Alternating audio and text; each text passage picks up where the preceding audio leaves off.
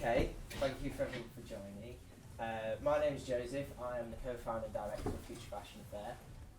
And today I want to talk a little bit about something probably a lot of people in this room deal with on a regular basis when they're trying to buy sustainably, which is greenwashing, big problem, and also the S word.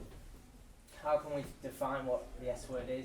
The S word being sustainability, if anyone didn't know already. And I've got these lovely ladies here today with me. I've got Gaia, I've got Enziya and Kiera, who will introduce themselves a bit as well. Gaia, do you want to introduce yourself? Yeah, I'm Gaia. I'm Italian, moved to the UK in 2020 to start my university degree in environmental management, sustainability in Leeds. I've always been really into sustainability, especially to do with fashion. In 2019 I started an Instagram page, Sustainably, where I talk about conscious consumerism and how we can navigate the space of sustainable fashion with all the greenwashing there is, and sharing what I'm learning about the fashion industry and its impacts. And I'm really happy to be here. I hope you'll enjoy this talk. I'm Enziya and I'm here with Kiera, and we're the co-founders of Genuinely Conscious, a creative agency on a mission to reimagine our relationship with fashion. I'm a creative, and I believe it's through collaborative creativity we can pave the way for a new era in fashion.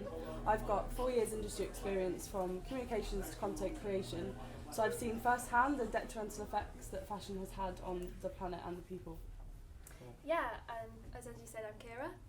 I've had similar experience within the fashion and lifestyle industry, and through that experience I've kind of realised that fashion does have the influence and power to make the positive change, but also we really need to radically rethink the positioning to respect the past, live in the present, and plan the future. Cool. Okay, so I think we'll start off with the S word, which is sustainability. Defining sustainability, how can we define this word? I took it upon myself just to do a bit of research before we did this talk, as I should. So I googled it. I googled what does sustainability mean. The ability to maintain at a certain rate or level. Now I did a bit more research. So I looked at a peer-reviewed paper, charmingly named Reclaiming the Definition of Sustainability. And this suggests that the definition has been tarnished with economical development. So is the problem here that we have a huge grey area of what sustainability is, which is more based on business growth rather than environmental and social impacts? I think we define sustainability in 3 pillars: social, economic and environmental. And social sustainability really looks at upholding universal rights, it looks at gender equality, transparency within the supply chain, and you've also got environmental. Yeah, so environmental is obviously mitigating climate change, protecting the planet and preserving biodiversity.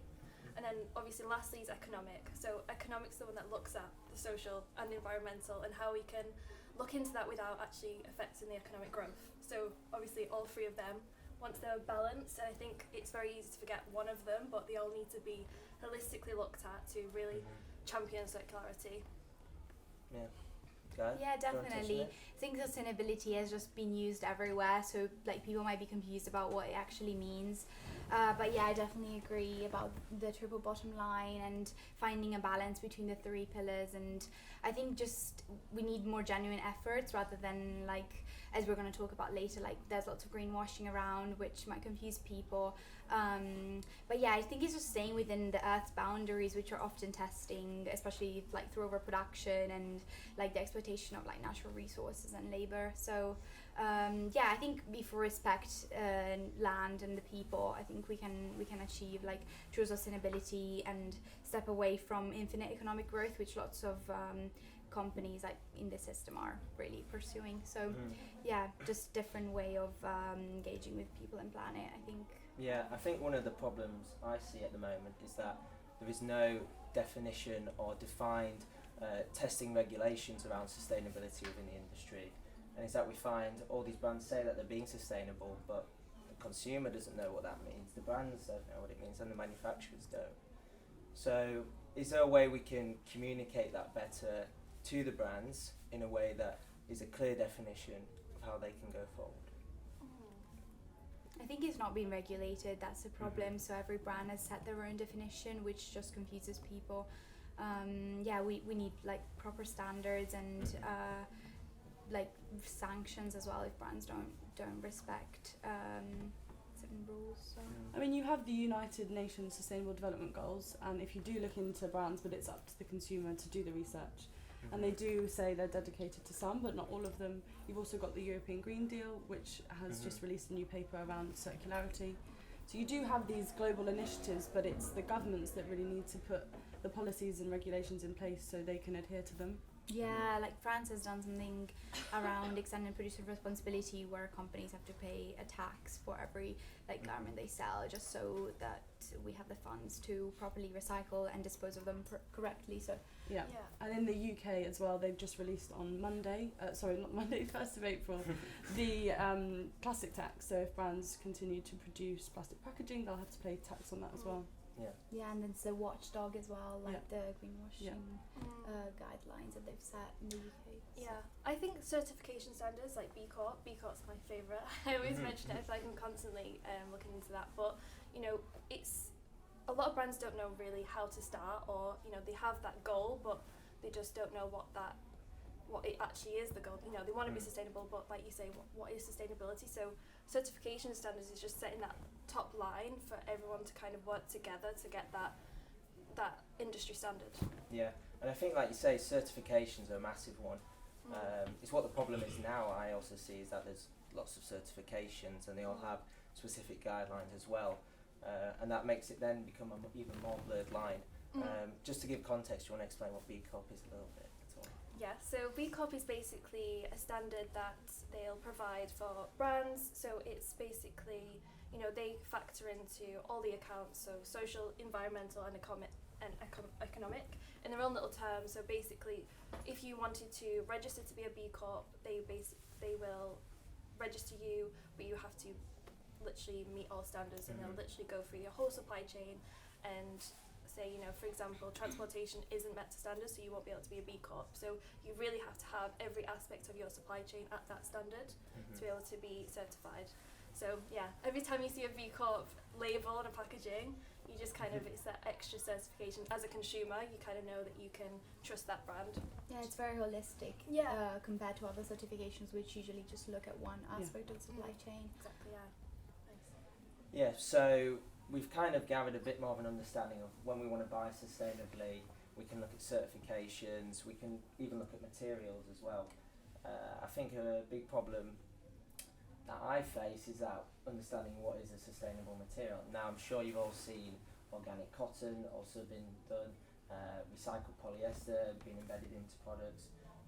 A lot of these still have to be blended though, however, and blended clothes are a massive problem for recycling systems. So what other areas, including materials or social practices, can brands incorporate with certifications or within their own systems that you think guys could work better on? I think sustainability manifestos are a great point as well. Not many brands have them, but it gives the consumer an easy way to navigate their sustainability practices as well. Yeah, I think it's understanding everyone has a role to play, and everyone likes to blame on brands. It's brands' role to play, and the brands like it's the consumer's role to play, and then it's the government's role to play. But everyone has a role, and it's just understanding them so we can all be accountable for it. So, for example, the consumers is pushing that name forward, so then brands have no choice but to be sustainable because the competitors are coming in before them. And then on the flip side, it's brands who they're trying to educate consumers using their platform with their following and actually leading by example. And then lastly, transparency plays a big role in brands as well, because then you can hold those brands accountable. They can be accountable themselves, and as consumers we can also hold them accountable.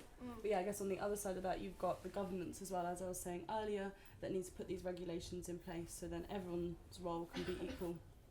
Yeah, and they can't escape it. Yeah, exactly. Yeah. I think it's really exciting to see like lots of innovative materials as well, like leathers made of different like fruit and vegetables and like food waste. I think the problem is just overproduction, because there's lots of disagreement about which materials are sustainable. Like some people say recycled polyester is sustainable because it's like reusing like plastic bottles often, or even waste that's taken from the oceans. But on the other hand, like you can't, like when a bottle is turned into a garment, it can't be recycled like more times. So whether a bottle can be recycled like many times, and as you recycle fibers, they lose their quality. So it's tricky, and they still release microfibers. So there's lots to take into account. But I think as long as we overproduce, like no material will really be sustainable. We just have to make less, and the technology to recycle isn't there yet to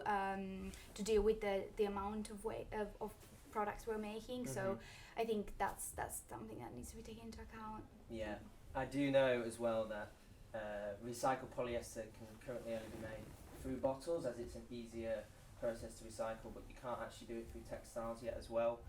One thing we were talking about the other day as well, we did a podcast the other day, and we were saying that it was started as a rumour, which was that bottle manufacturers were making plastic bottles just to use for recycled polyester. They weren't even being used, and now I know it's true. So that is the reality of this industry trying to incorporate sustainability, is that people are using it for benefits as well.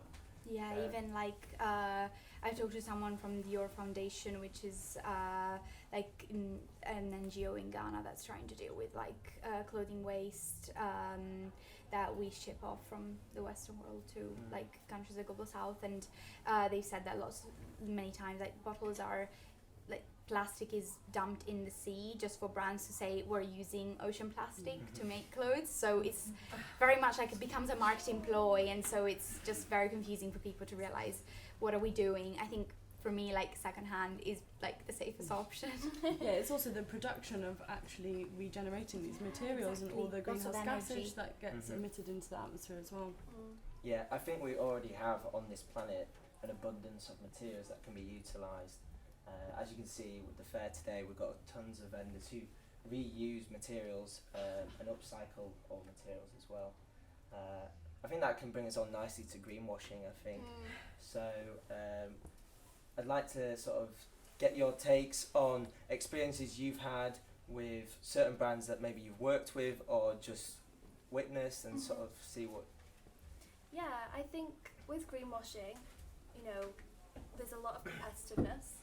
Obviously, consumers, rightly so, are pushing for sustainability, but fashion is working at a very fast pace, so it's the brand's instinct to be like, okay, we need a sustainable line, so let's get some sustainable product out.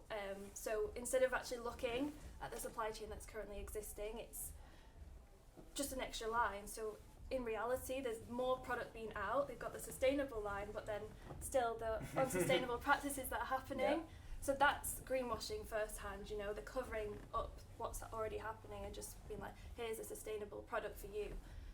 So that's one of those things that we just kind of need to, as consumers, catch out and just, you know, try and not support that one. Yeah, I think brands also sometimes lack the knowledge and know how to make the change to sustainability. I mean, at Genuinely Conscious, we literally help brands with their supply chain and look at the circular economy and see how we can integrate those practices right from the get-go, because that's truly how you make change. And then produce the campaign, not just produce some greenwashing campaign without Embed it changing. in the DNA Yeah, exactly. of the business. Yeah. Yeah, it has to be at the core, not something that you think about after just to market it to reach more people. Yeah, I think when sustainability became a big thing about 5 years ago, we did start seeing brands using percentages of recycling within products. I remember a couple, not that I was looking at bras or sport lingerie, but I noticed obviously lingerie has a lot of elastane, a lot of different materials in it, and they were using different percentages. But one of the biggest problems with buying clothes is blended fabrics. Like we say, if you it's almost impossible to remove a cotton with a blended polyester. Yeah. So what other ways, besides embedding in DNA, have you guys also tried to incorporate within businesses that you've worked with in terms of messaging as well? Yeah, well, with our service, it's conscious, so that is sustainability manifestos, it's supply chain consultancy, it's target setting, and then so it's almost like going into the certification centres like we were talking about earlier, and just looking into our definition, because we have a vision where, you know, for all brands to be genuinely conscious, but what does that mean? What is sustainability, what is genuinely conscious. So we've coined this definition, yeah, and it's comprised. you heard it the other day. Yeah. It's 6 points, and it's about the circular supply chain. So it's about respecting the creativity of design, and only using alternative materials, biotech, and natural. And just kind of minimising waste and pollution, like you saying biotech, organic, and certification standard materials. And the third point would be around, upholding universal rights, equity, equality, and then obviously the chemicals. So, trying to minimise the toxic chemicals in the processing and the finishing standards. And then lastly, championing sustainable transportation methods as well. That's a really vital part, because we were talking the other day about locally sourcing, and the preconception in the UK is, okay, well, if I'm going to make a sustainable brand, I have to source locally, but then we're taking the money away from these third world countries. So it's about how can we bridge the gap between getting that fabric or producing over there and back into the UK. And then but the last one linking into that as well is maximising transparency and collaboration to close the loop and keep products in use. Yeah, brilliant. No, and Gaia as well. Obviously, I wouldn't say you're an influencer. I'd say you're more of an inspirer, to be honest. Like, how have you found working on platforms such as Instagram, in sending out the right messages to people to listen to or engage with? Have you found any throwback from that, or do you feel like people engage with it in certain ways or have a certain level of understanding around it as well? Yeah, unfortunately, the problem with social media is that attention spans are really short, and so people just want like really digestible content, which is what I've tried to do, but sometimes you lose a nuance in it, and it's been hard at first to kind of deal with. Obviously there is always some criticism, but often it's just like another point of view, and it's about like dealing with that and listening to that, incorporating that, and always like being open to feedback and learning.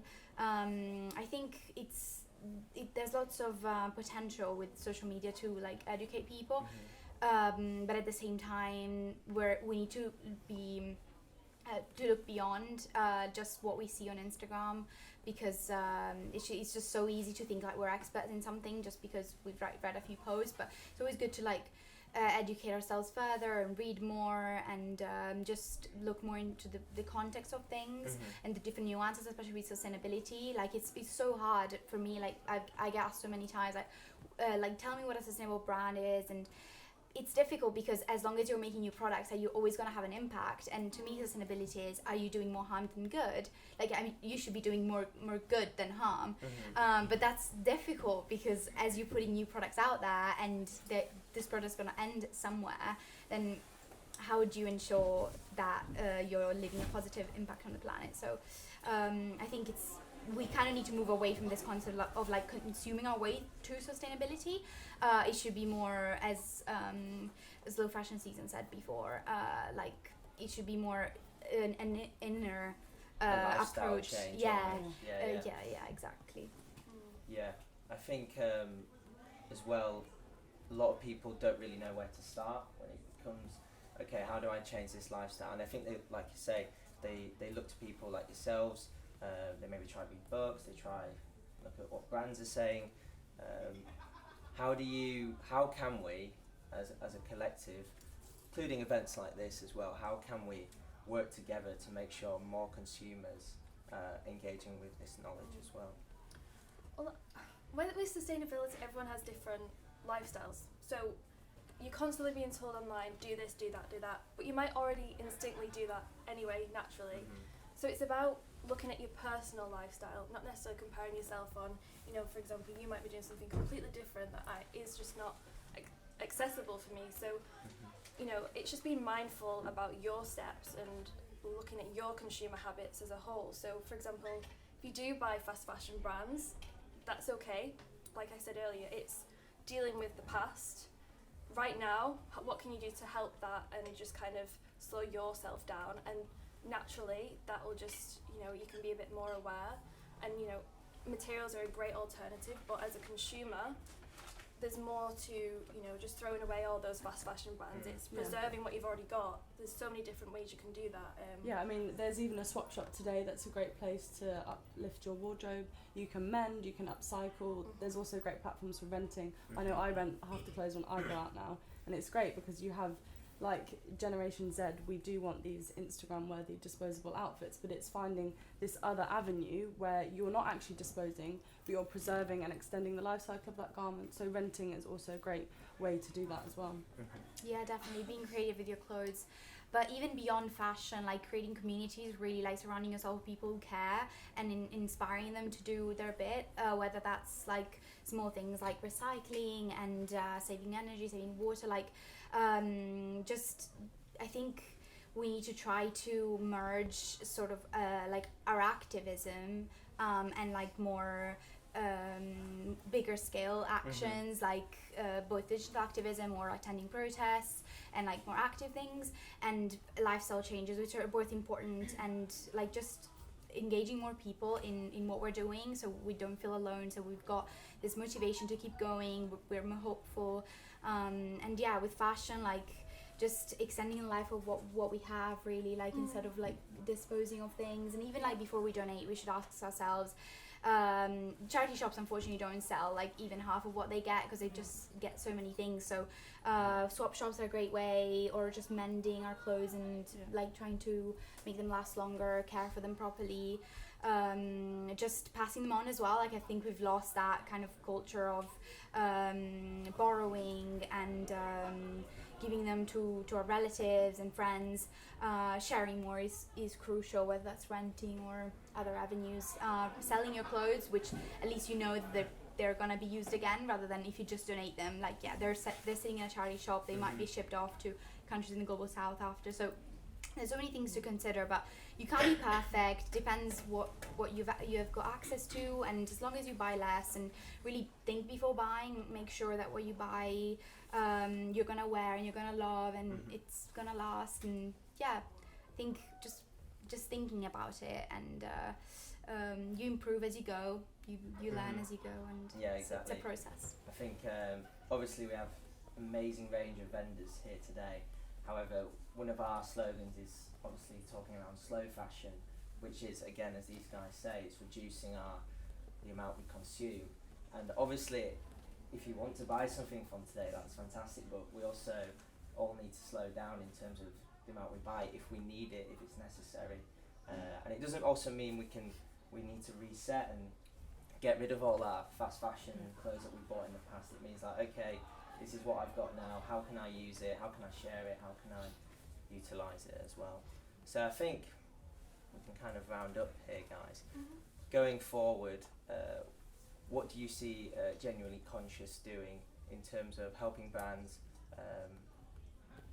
reduce the amount of greenwashing they do, embed their DNA into their brands, but also using more sustainable materials and processes? Where do you see the business growing from? I mean, it's important for us all to understand we are the last generation who can mitigate climate change and build an equitable future for everybody. So through Genuinely Conscious, we are making that our mission. I mean, we have a community of 60 plus freelance creatives, and that's how we all keep each other accountable on this journey. And through that community we're pioneering the change to happen. Yeah, I feel like, when we first launched, we was trying to figure out how we communicate on social media, and obviously our clients are brands, so it was like, how do we process that and make sure we are engaging in that? But really unpicking that, brands are people and we all live on the same planet and we all have that same goal. So, we are a B2C on our social media platform, because that's where you can really touch home and actually understand that everyone needs to just kind of come in and hold onto that together. So we are at a very personal level, and we don't necessarily try and have that brand communication on that social platform just because, it's too corporate and it doesn't work, and it's not how we want to run. Yeah, I think you're right as well. Collaboration is absolutely essential, and getting different creatives involved in different ways as well, and it helps them understand what they're doing in a different industry as well. Yeah.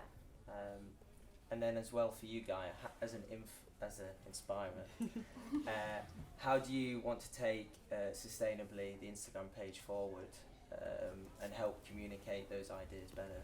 I definitely want to involve more people, like do more interviews and like gather more experiences and like different people, because the fashion industry is huge. There's so many things to think about. Like supply chains are so complex, and obviously as an individual, like I don't have the knowledge or the control over everything. So including more people and hearing their experiences and sort of like push forward a truthful narrative of the fashion industry that can involve people at different levels, and yeah, continue like spreading knowledge, trying to avoid like misinformation, which is really rife in this industry, trying to keep up with new reports and new regulations that are coming out. Just like community is really key to me, and trying to, like as we said before in the previous talks, just create an ecosystem of people who care and come together to create change. I think change comes in numbers, and as we work together, we can push brands to do better, and we can push other people to care more.